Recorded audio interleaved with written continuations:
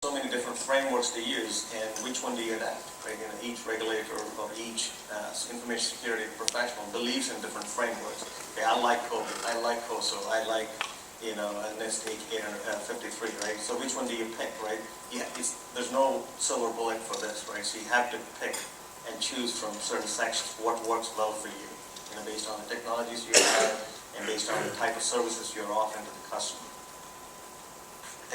So you've seen any activity where people are working on systems to easily obey frameworks. So instead of trying to make a system that agrees with some framework, so I know some banks are looking at using let's say semantic reasoners, so they can include not just the data but where the data came from, and then they can prove things about the data. So then it's easier to adapt to different frameworks. Right.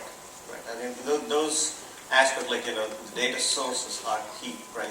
Identifying where are your data sources, and where are you feeding them in, right? You have these data warehouses, enterprise reporting solutions, where there's tons of data. If, like, Beth said earlier, if you don't encrypt that data, and if you don't follow a certain methodology or framework that you built hybrid for your institution, and how do you implement that on a consistent basis?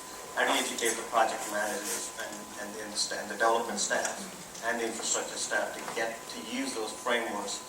How do you build that in part of their DNA, right? And if you don't have that part of their DNA, then it's not going to work. And David, so we do have these frameworks, which I think maybe sound a little bit immature, but I believe that in the long run it's a good approach. Do we see visualization addressing those specific things, that there's certain frameworks and we can able to visualize that particular framework? So I haven't seen any work in terms of doing that. It sort of reminds me just as well as the problem you have in doing risk assessment for security for vendors. Right? There's all of these things where there's standards and policies that people should adopt, and if you adopt it, it means reliability. Are there automated tools to do it? No. What do people use? They bring in consultants and experts to go through and do an audit and provide them a report and something, and that's good for that given point in time. But as we're talking about here, it's an ever-emerging threat. Creativity is creating new ways to adapt and address these and find vulnerabilities. So as you create standards, with most standard bodies, it tends to be very slow in progress, right? So how do you create a flexible framework, and how can you easily adjust and try to help people understand any new action that they take? Is it detrimental to the level of confidence they have in the certification of that framework? So this is where you really need more of the evaluation of collecting of evidence, having tools to allow people as they're doing this evaluation. Can you show the veracity of the information that's coming in? Can you show your confidence in it? Can you have sort of a chain of evidence that's coming together to allow you to know how good your risk assessment is? And then as you're adding a new piece in, you have an automated tool to allow you to say what level of access you think that has and where it fits into this network to see how it propagates through, and will it create a large-scale vulnerability, or will it be firewalled off? And those type of things, I think, need to be there from sort of the visualization community. There's even no standards whatsoever in how to take data and produce a visualization, or what a color means, or the accuracy or veracity of that. And the good and the bad of it is the problem that you tend to find with people creating visualizations is if the image looks right, they assume that it's always presenting the right information. And people trust what they see. If you're giving them numbers, they'll start doing some analysis and calculations in their head. When you show them a picture, your visual system has evolved to trust what you see. And so they immediately will say, well, that's what's happening. I see it there. And, if there's a small tolerance and precision of that data, and that's not taken into consideration, or maybe the first time the graphic about what's going on in your company is presented, there's an explanation of what assumptions went. And that was a half-an-hour presentation. As it goes up higher in the company, now it's down to, see, here's the situation. And the fact that, well, we had 30% of the data that we couldn't use and had invalid values in this, never comes along, so people don't understand that risk. And so it's sort of the blessing and the curse of visualization, in that it can convey information much more readily to people and allow but you have this bias based on evolution that means you're going to trust me. Great. So then, we heard in the last talk, and we can hear it now, the importance of talent and how talent is critical and expertise. So when you see these startups and so how is the experience and the knowledge that's been gained in traditional players being passed on into these startups? Is it by default the startups, since they're new and they don't have experience or they have few members, is that going to be an issue with new fresh products that are not from say traditional players? Yeah, I think startups have a tendency to attract the talent, the young, aggressive talent that wants to do something new, something innovative. Established companies, the larger vendors, the larger organizations can pay and do pay pretty competitively for the talent, the remaining talent that's out there. But there's just not enough coming out of the university systems, just anywhere. I mean, there's some innovative models in Israel where they're moving their NSA equivalent into university campuses and trying to do that. You heard Elizabeth talk about targeting high schools. A lot of the academies are having wargaming and cyber gaming exercises to shift to make them more aware of what's going on, make it competition, make it incentives. There are some grand challenges that are out there now offering money for people. There's the Black Hat events. Those are all very positive, but so as far as the talent mix, there's just a big gap there, I think, generally. The startups have a little bit of an advantage, I think, on the established organizations. They don't have the legacy infrastructure that they've got to protect, but at the same time to market is the key, and security is not always the key. So unless it's from a financial product standpoint, the risks are tremendous on the startups themselves. Large organizations, if they think they're good, they'll buy them. And if you have organizations like Amazon and others that are trying to get into the space, and Apple who gets breached, and everybody who gets breached, you have, I don't know if you can say one is got an advantage over the other as far as either the attraction of talent or the ability to defend themselves. But what about the experience? So Raj, I think you have some ideas about how so a large company may have experience, and the startups can attract the talent. Is there a way to get the best of both of them? So Barclays has an innovative approach. I'm sure other banks are in the process or they're already implementing it as well. In Barclays in UK, they established a program called Accelerator, like a location where they leased and allowed the innovative startups to come in and work together, right, in a collaborative manner in a single area. So they can come up with ideas and they can look at all the different problems that banks are facing and come up with different solutions and basically deliver to the bank's needs, right? So that is actually making a lot of critical development activities.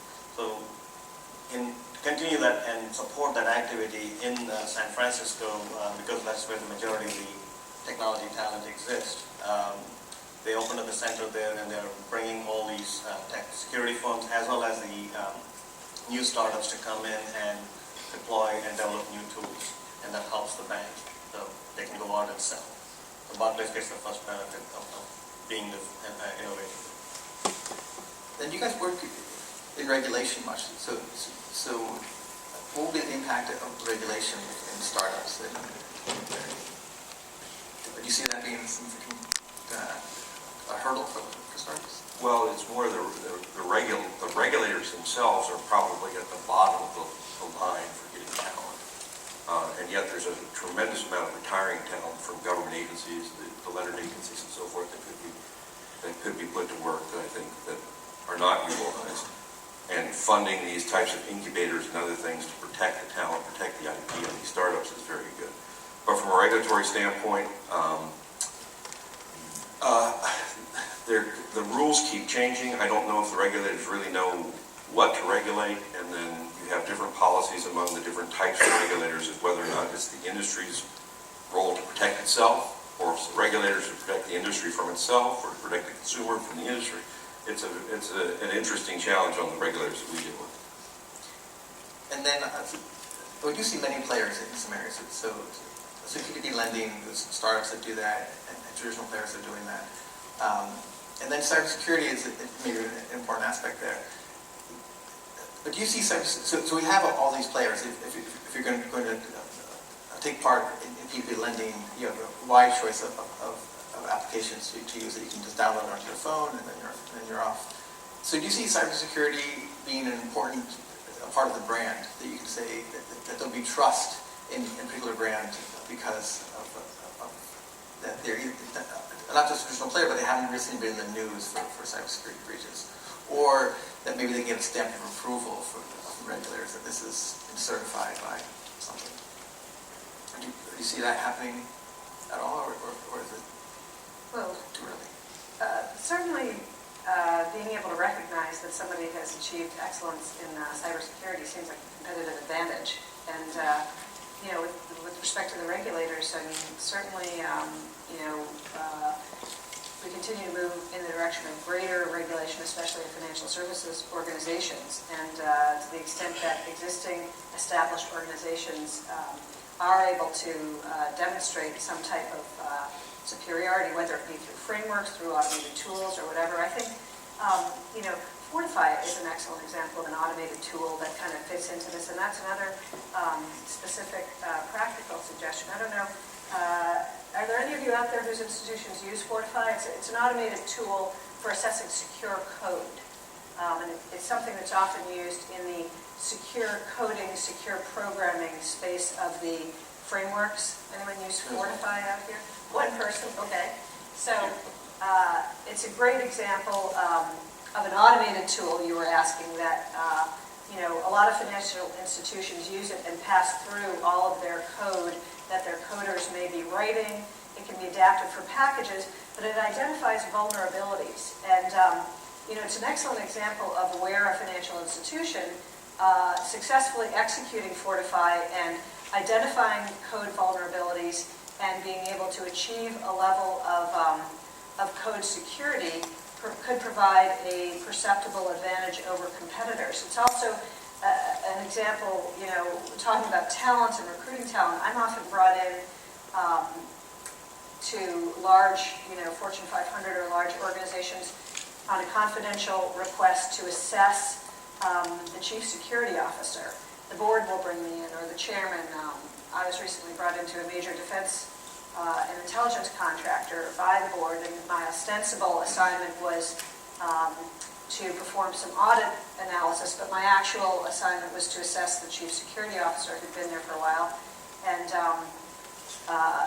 using tools and frameworks like Fortify and other things, I was able to help the board understand that there's a single-minded focus often on the chief security officer. Is this person, do they have the appropriate talent? Have they recruited the appropriate person? It's sort of after the fact talent recruitment and assessment.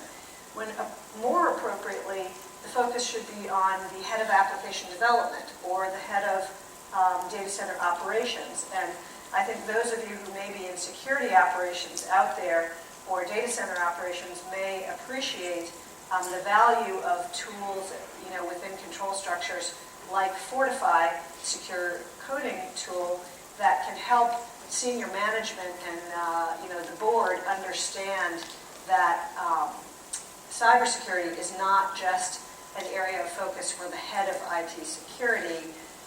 It's something that is the responsibility of others in the organization. They need to have the training, and you need to, when you're recruiting the talent, you need to also assess the cybersecurity training of these others. So I'd like to open up to questions from the audience. But first, on this Fortify note, since we have US users, I'd like to know if your experience with Fortify is generally positive or not, because I've heard a lot of complaints about a lot of false alarms, not being very polite to the programmers and explaining and clearly and saying how their code is low quality. So could you? Yeah, I would say, it's a mixed bag. We use it typically because we're required to use Fortify. In some cases, for some of our contracts that we do with the U.S. government, there are other tools out there that are comparable to Fortify, and some of them may be better depending on what language you program in, but I'd say it's a mixed bag. It really depends on what language you're programming in, whether it's required. We have a lot of developers that do not like Fortify, but we have several developers that really like it. It catches a lot of things, that's for sure. It does catch a lot. And it is built into your life cycle, development cycle, or? Well, it can be done either way, right? You can do it as a standalone, a one-off, or you can have it built into your development process. I guess one question is with startups, where they're doing agile software development, do they have this incorporated in it? When there's not even standards, there aren't software engineering standards yet created by IEEE for agile software development, so that you have even a standard to go back and verify the software. Yeah, we have a couple of CISOs on the advisory committee that work for large investment banks. And the investment banking portion of it, the investor services or investor advisory, whatever you call that group. And there's roughly, I don't know, 600-700, they say, per year in startups in the cybersecurity, targeting the financial sector. It's been the same way for 3 or 4 years now. And it's exactly that issue. Those guys are time to market, get the dollars out, right, get the product out, and iterate. Find mistakes as you're going along. So I don't want to say that's a total negative, because they don't start with the legacy and the issues that the larger institutions have to deal with and haven't really found a good way to deal with. But they're just not focused on that. Well, my startup, we actually do use, not Fortify, but something, a free version of that for. You got to advertise that when you go. Okay, are there any questions from the audience on this? So the big process did they go through any of the regulatory, like a NIST or any of the government agency goes through the regulatory report check or anything before it goes to the production, or it goes to the banks directly? What was the specific tool that Like you? Apple Pay. Apple Pay. I'd be happy to start. I'd be interested with everyone else. So, as you're aware, the financial services industry is regulated, and so are many other industries. But their regulation varies. And so the requirement to have audits like SAS 70s or SOC 1s and 2s now varies by industry. And that's what drives a lot of the assessment and secure coding. So my guess is that to the extent that Apple Pay is associated with an incorporated financial institution that Apple Pay had established, then it may have gone through those controls, but I would consider it unlikely. For new products, though, so it's new products within the traditional players. Do they go through lots of audits, also internal audits to evaluate their security? I haven't seen a lot of it coming from the sector either. They have their own internal control process and review process and QC process and so forth. But when you go out, if anybody's ever read those, the license or warranty agreements for software product, basically it's a big sign, not fit for purpose. And they're warning you, it's not fit for purpose. So it's just, right now, I think the only controls that I've seen that have been effective have been on the acquirer side. I mean, if you're an institution that's acquiring a software, we'll put them through an audit process or make them do something. But I don't see the same rigor internally. But I've been out of that for a week. Thank you. Any other questions? Raj, you had mentioned that third parties were kind of second behind the human factor, if you will. What kind of challenges have you specifically encountered at Barclay, and maybe some examples on how you address them? So without going into the specifics of internal challenges, based on my tenure at different banks, some of the challenges that you see is the internal business pressure, right? We don't want to touch this one. Let's not, overburden them. Let's not ask them to comply with all aspects. Look the other way. Or if they have some gaps, like if they don't do certain checks, right? One of the key aspects in the third party, where they're performing financial services for you, like processing of customer data or money movement platform they're working on,